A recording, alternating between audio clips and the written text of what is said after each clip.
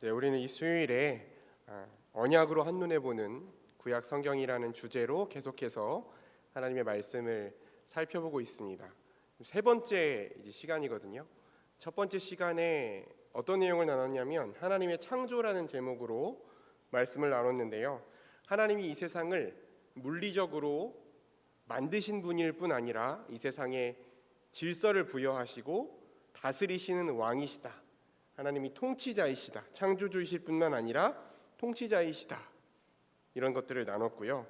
또 하나님께서 사람을 하나님의 형상대로 만드셔서 그 사람에게 왕권을 주시고 하나님을 대신해서 이 피조 세계를 다스리는 대리 통치자로 삼으셨다라는 내용을 함께 살펴봤습니다. 그리고 두 번째 시간에 지난주에는 하나님의 첫 구원 약속이라는 제목으로 말씀을 나눴습니다. 하나님께 예배하고 순종해서 하나님 나라를 이루어야 할 사람이 사탄의 유혹에 넘어가서 스스로 하나님처럼 되려는 교만한 마음을 품고 하나님의 법에 불순종하는 모습을 우리가 봤어요. 선악을 알게 하는 나무 열매를 따먹은 사건을 함께 봤습니다. 그리고 인간은 하나님이 미리 경고하셨던 대로 그 육신의 죽음뿐 아니라 하나님과 그 관계가 영원히 단절돼서 영원한 형벌과 저주를 받아야 되는 비참한 처지에 놓이게 됐어요. 하나님이 주신 모든 복이 다 저주로 바뀌게 되었습니다. 그런데 하나님께서 여기서 심판만 선언하고 끝내신 것이 아니라 그 자리에서 그 인간이 범죄하고 심판을 받는 그 자리에서 구원의 약속을 베풀어 주셨습니다. 그게 창세기 3장 15절의 말씀이었죠. 여자의 후손이 뱀의 머리를 상하게 할 것이다 라는 약속이었습니다. 여자의 후손 중에서 구원자를 보내셔서 사탄의 머리를 깨뜨리고 사탄을 완전히 멸망시키고 하나님과 원수되었던 우리를 구원하셔서 하나님께 속한 자들이 되게 하시겠다. 이 약속을 원복음 혹은 원시복음이다. 그렇게 이야기한다고 했어요. 하나님께서 여자의 후손을 통해서 구원하시겠다고 약속하셨기 때문에 아담과 하와는 범죄한 이후에도 계속 자녀들을 낳습니다.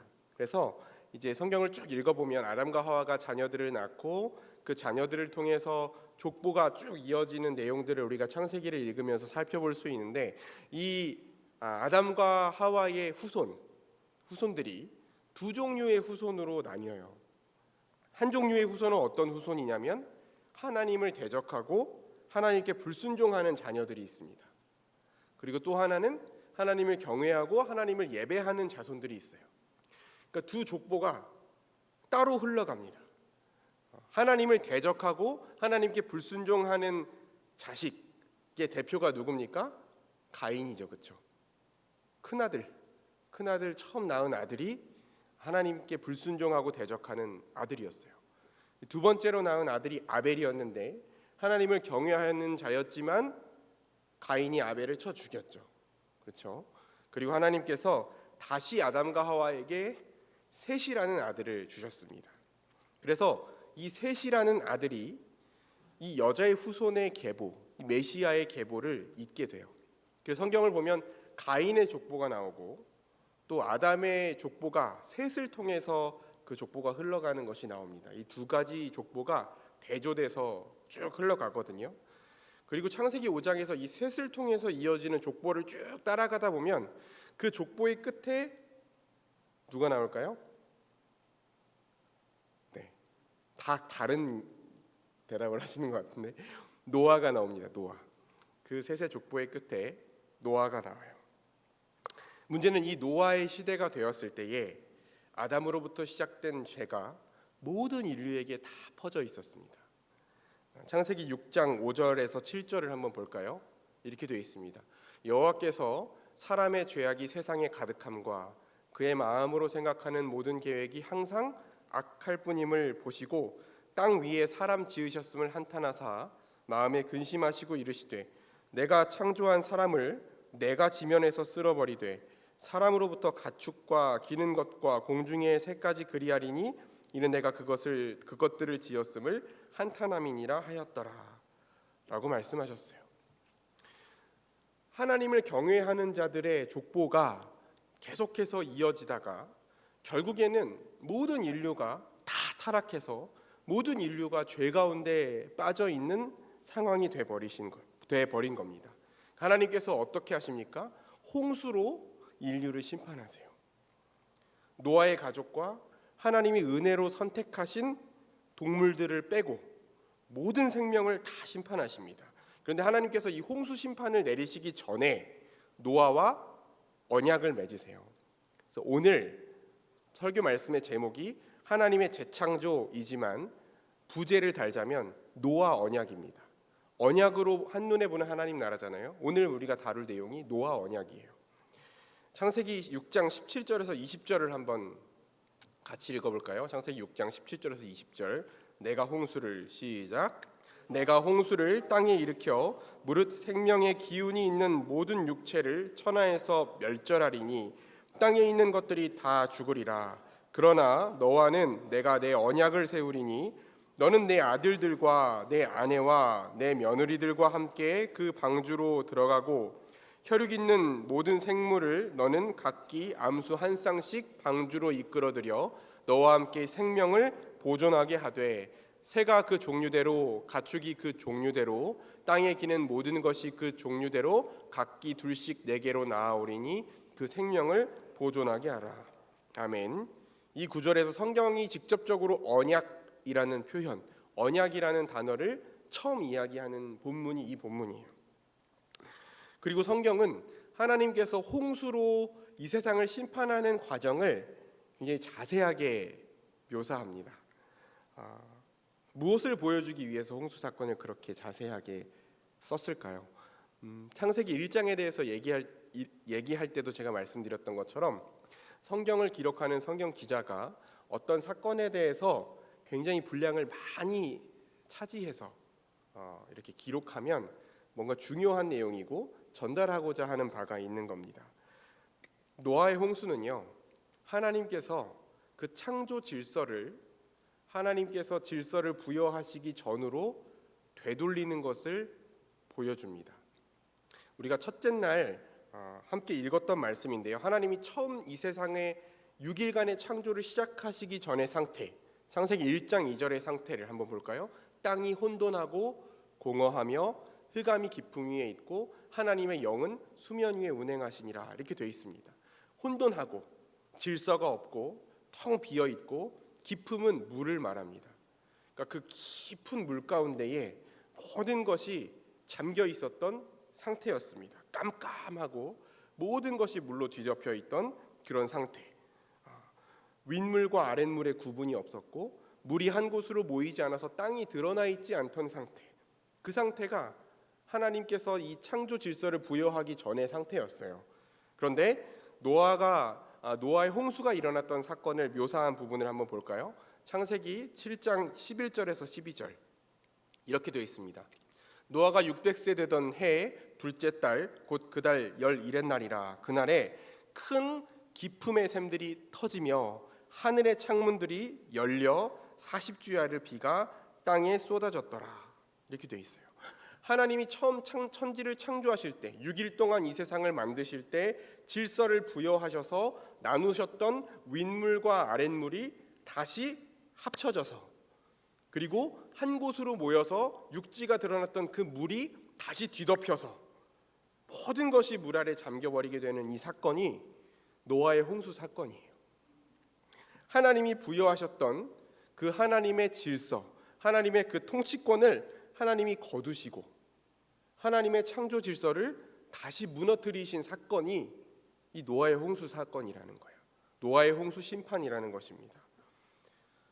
여러분, 사람들이 하나님을 창조주로 인정하지 않잖아요. 하나님을 통치자로 인정하지 않잖아요. 하나님의 백성이어야 할, 하나님을 왕으로 섬기며 예배하고 순종해야 할 사람들이 하나님을 왕으로 인정하지 않고 통치자로 인정하지 않고 하나님의 질서를 인정하지 않고 불순종하고 반역하는 것을 보시고 하나님이 이 세상을 다스리지 않으면, 하나님이 이 세상의 질서를 유지하시지 않으면, 하나님이 이 세상을 붙들고 통치하시지 않으면 이 세상이 어떻게 되는지를 보여주시는 사건이 이 노아의 홍수 사건이에요.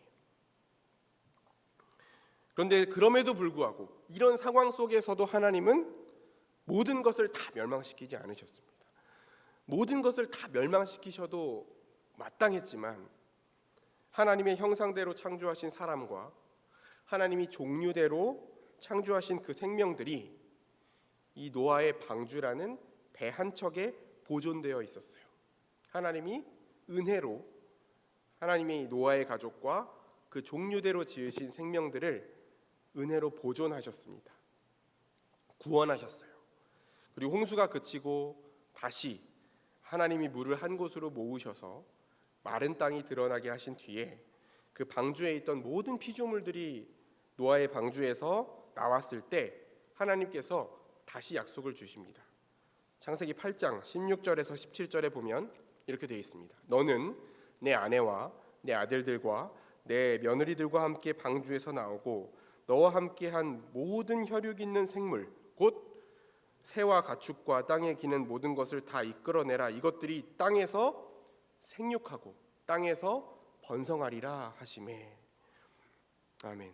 여러분 이 말씀을 읽으면 떠오르는 게 있으시잖아요, 그렇죠? 생육하고 번성하라는 말씀이 우리가 많이 들어봤던 말씀이잖아요. 하나님이 처음 이 세상을 창조하셨을 때 공중의 새와 바다의 물고기들에게 복을 주시면서 생육하고 번성하라 그렇게 말씀하셨어요. 하나님이 처음 세상을 창조하셨을 때 하셨던 명령과 그때 주셨던 복을 똑같이 다시 주시는 것입니다.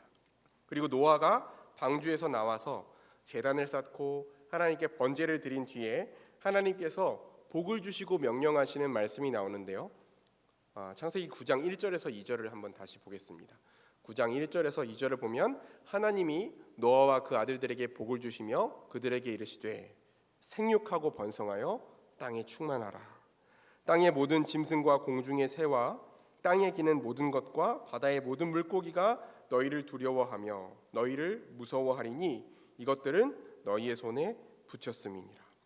하나님이 사람을 처음 창조하시면서 주셨던 약속을 그 복을 다시 주시는 거예요.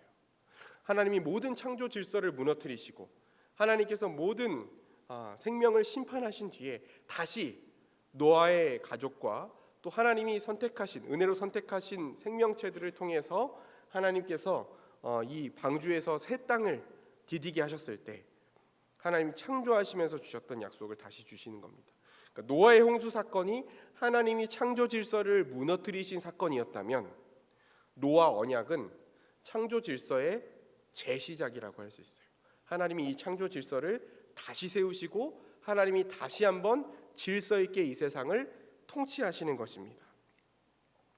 하나님이 주신 모든 복과 안식을 다 누리면서 하나님과 언약을 맺었음에도 불구하고 그 하나님을 왕으로 인정하지 않고 불순종한 죄인에게 하나님이 형벌과 저주를 내리셨지만 완전히 멸망시키지 않으시고 여자의 후손을 통해서 구원하시겠다고 약속하셨는데 그 후에 번성한 인류가 또 죄악으로 이 땅을 덮어버린 것을 보시고 홍수로 심판하셨음에도 불구하고 하나님은 이번에도 다시 한번 인류에게 다시 시작할 수 있는 기회를 주셨습니다. 다시 하나님을 섬길 수 있는 기회를 주셨어요. 노아에게 은혜를 베풀어 주셔서 그 가족들을 통해서 하나님이 여자의 후손을 주시겠다는 그 약속이 끊어지지 않게 하셨어요. 여러분 노아의 가족까지 다 죽었으면 하나님이 약속하신 그 여자의 후손을 통해서 구원하시겠다는 그 약속이 끊어져 버리는 거잖아요. 하나님께서 그 노아의 가족을 보존하시고 언약을 끝까지 버리지 않으셨습니다. 재창조를 통해서 하나님의 질서를 다시 부여하시고 하나님이 다시 통치하시는 그 은혜를 하나님께서 베풀어 주신 거예요. 그리고 이 재창조는 하나님이 장차 완전히 이루실 새 창조를 바라보게 하는 것입니다. 이 새 창조에 대해서는 우리가 이제 앞으로 또 다루게 될 텐데요.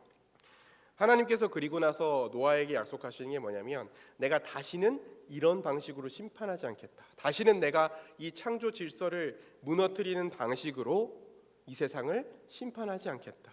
앞으로 하나님께서 이 땅을 다스리시는 동안 결코 이러한 일이 일어나지 않으리라고 약속해 주셨습니다. 9장 11절에 보면 하나님이 이렇게 말씀하시죠. 내가 너희와 언약을 세우리니 다시는 모든 생물을 홍수로 멸하지 아니할 것이라. 땅을 멸할 홍수가 다시 있지 아니하리라. 그렇게 약속하셨어요. 하나님이 더 이상 이 자연 질서를 완전히 무너뜨리지 않으시겠다고 약속하시고 그 언약의 증거를 주셨습니다. 그 언약의 증거가 뭘까요?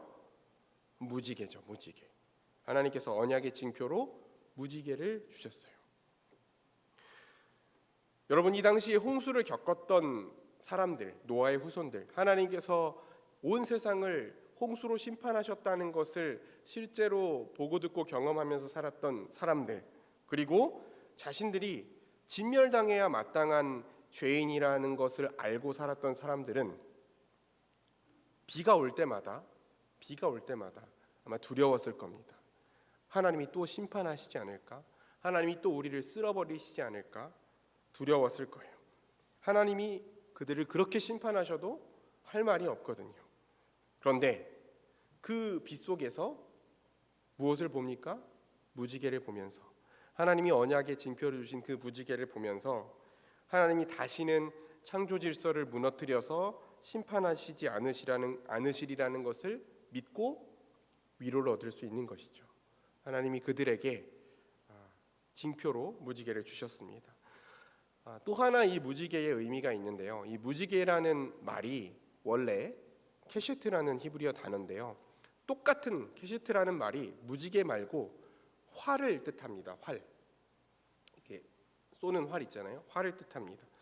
모양을 보면 비슷하게 생겼죠. 그 무지개가 요렇게 생겼잖아요. 활도 이렇게 생겼잖아요. 그렇죠? 같은 단어이거든요.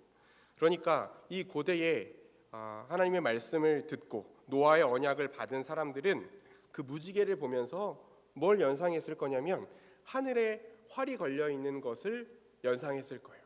하늘에 활이 걸려 있는 것처럼 느꼈을 것입니다. 그런데 여러분, 우리가 알고 있는 모양으로 이제 걸려 있다면, 무지개가 걸려 있다면 그 활로 쐈을 때 화살이 어디로 향합니까? 땅으로 향합니까? 하늘로 향합니까? 어디로 가겠어요? 이렇게 쏘면 하늘로 향하겠죠, 그렇죠? 하늘로 향하는 모양을 하고 있어요. 활이 이렇게 휘어져 있으니까. 모든 창조 계획과 모든 구원의 약속을 이루는 일, 이 언약을 성취하는 일을 하늘에 계신 하나님이 성취하시겠다, 하나님이 이루시겠다라는 것을 보여주는 것이 이 언약의 징표인 무지개의 역할이에요. 여러분이 하나하나를 살펴볼 때 하나님이 얼마나 선하시고 하나님이 얼마나 자비로우신 분이신지를 우리가 알 수 있습니다. 그런데 문제는 인류의 죄악이 여기서 끝나지 않는다는 것입니다. 하나님이 홍수로 심판하시고 그럼에도 불구하고 그들을 구원하시고 그들에게 다시 언약을 주시고 그들에게 다시 복을 주시고 그들에게 언약의 징표로 무지개를 주셨음에도 불구하고 여기서 죄악이 끝나지 않는다는 게 문제입니다. 하나님께서 노아와 언약을 맺으시고 무지개를 징표로 주신 이후에 일어난 사건이 뭐예요? 노아가 포도주를 마시고 취해서 벌거벗는 사건입니다. 그리고 그 노아의 아들 셈과 함과 야벳의 족보가 창세기 10장에 기록되어 있거든요. 그 창세기 10장에 기록된 족보는 노아 이후에 모든 인류, 모든 열방의 모든 민족의 족보예요. 그렇겠죠? 더 다른 데서 올 사람이 없잖아요. 노아로부터 모든 인류가 시작됐으니까. 그 창세기 10장의 계보는 모든 열방의 민족들을 보여주거든요. 그런데 그 모든 열방의 민족들이 창세기 10장에 소개된 뒤에 창세기 11장에서 그 모든 열방의 민족들이 함께 모여서 하는 일이 뭡니까? 바벨탑을 쌓는 일이었어요. 바벨탑을 쌓는 일. 열방의 민족이 모여서 탑을 쌓는 목적이 뭡니까? 창세기 11장 4절에 성읍과 탑을 건설하여 그 탑 꼭대기를 하늘에 닿게 하여 우리의 이름을 내고 온 지면에 흩어짐을 면하자 그랬습니다. 여러분, 고대 근동에서는 이 높은 탑, 높은 건물의 꼭대기 아니면 산 꼭대기 이런 곳이 하늘과 땅이 만나는 곳이라고 생각했어요. 그러니까 신과 만날 수 있는 곳이라고 생각했습니다.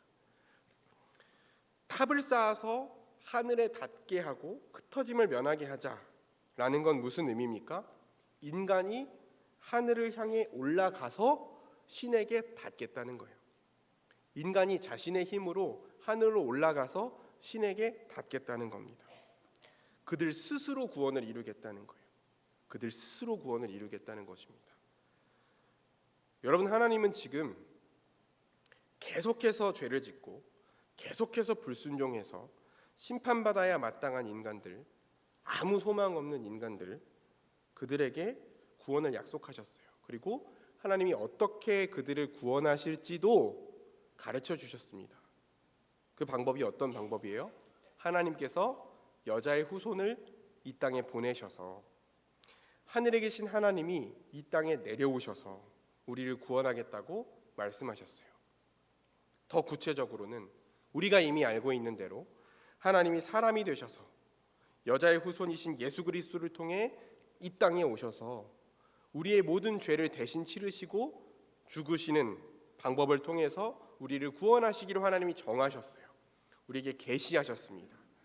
인간은요, 하나님의 은혜로 인해서 하나님의 언약을 믿음으로 말미암아 하나님의 구원 약속을, 우리를 구원하시겠다는 하나님의 방법을, 하나님의 약속을 믿음으로 말미암아 구원을 받게끔 하나님께서 우리에게 약속하셨다고요. 그게 하나님이 정하신 구원의 방법이라고요. 그런데 인간들이 지금 어떤 시도를 하는 겁니까? 스스로 자신들의 노력을 통해서 땅에서 하늘로 올라가서 스스로를 구원하려고 시도하는 것입니다. 그래서 하나님의 은혜를 의지하고 하나님의 긍휼을 구하는 것이 아니라 하나님의 전적인 구원의 은혜에 감사하며 그 하나님을 예배하는 방식이 아니라 자신들의 힘과 노력을 통해서 하나님께 나아가려고 하는 시도를 할 때에 하나님께서 그들의 언어를 혼잡하게 하시고 그들을 온 지면에 흩어지게 하셨어요. 하나님이 인류에게 다시 한번 심판을 내리셨습니다.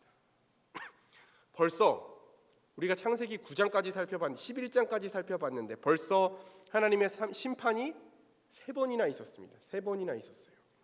첫 번째로 아담과 하와가 범죄했을 때, 아담과 하와가 하나님의 명령에 불순종하고 선악을 알게 하는 나무의 열매를 따먹었을 때 인간이 죽음에 이르게 됐고 평생 땀 흘려 일해야 되는 노동의 고통을 받게 됐고 임신의 고통을 받게 됐어요. 그 모든 복을 잃어버리고 저주를 받았을 때에 하나님의 심판이 있었죠. 두 번째로 온 인류가 그 마음에 악한 것과 죄악뿐일 때에 그 죄가 이 땅 가운데 창궐했을 때 하나님께서 홍수를 내리셔서 심판하셨습니다.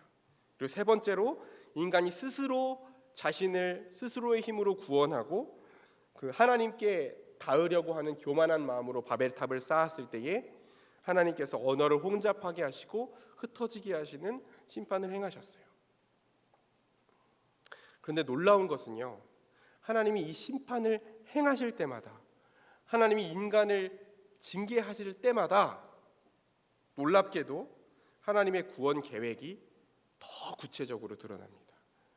하나님께서 하나님의 은혜를 더 풍성하게 알려주십니다.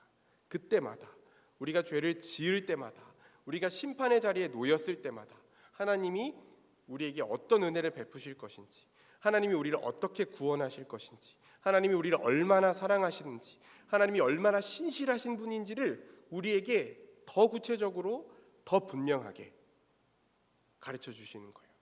우리의 연약함을 발견할 때마다, 우리가 결코 우리의 스스로의 힘으로 우리를 구원할 수 없음을 발견할 때마다, 우리의 연약함과 우리의 비참한 처지가 드러날 때마다 하나님은 더 큰 구원의 은혜, 더 큰, 더 중요한, 더 분명한 구원 계획을 우리에게 보여주시고 하나님의 새로운 언약이 그때마다 드러나는 것을 우리가 볼 수 있어요.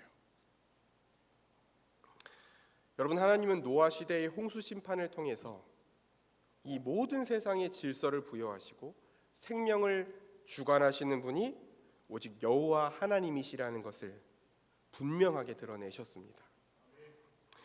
그리고 재창조의 과정을 통해서 하나님께서 결코 인류를 진멸하기를 원하시는 것이 아니라 처음 창조 때부터 하나님이 꿈꾸셨던 그 하나님 나라, 하나님의 백성이 하나님의 은혜를 알고 그 하나님을 예배하고 그 하나님을 사랑하고 그 하나님의 통치 질서에 순종하고, 또 하나님은 그들을 지키시고 그들을 품으시고 그들이 복과 안식을 누리게 하시는 그 아름답고 완전한 하나님 나라를 하나님은 포기하지 않으시고 이루기를 원하신다는 것을 계속해서 우리에게 보여주시고 말씀해 주시는 것입니다.